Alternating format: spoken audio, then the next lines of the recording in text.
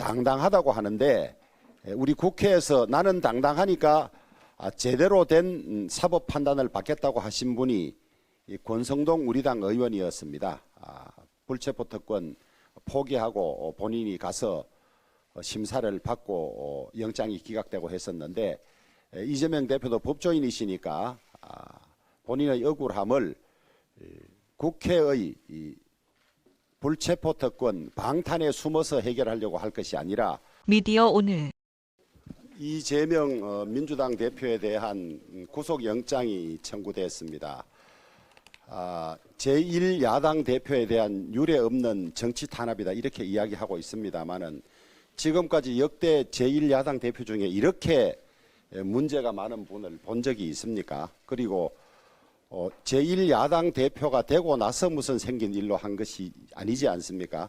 성남시장 시절에 그것도 민주당 내에서 문제가 제기됐던 것인데 구속영장 내용을 보면 워낙 복잡하고 어마어마한 큰 것들이어서 저희들도 입이 딱 벌어질 그런 정도입니다. 법은 누구에게나 평등하고 제1야당 대표가 되었다 그래서 법 절차를 무시하거나 피해갈 수는 없는 일입니다. 국회에 아마 체포동의안이 회기 중이어서 올 텐데 법적 절차에 따라서 엄정하게 국회의원 윤리 강령에 따라서 판단할 일이지 무슨 당론으로 정치 탄압이네 아니네 정치적인 문제로 끌고 갈 일은 아닌 것 같습니다. 더구나 이재명 대표와 민주당은 지난 대선에서 면책 특권 포기를 공약을 했습니다.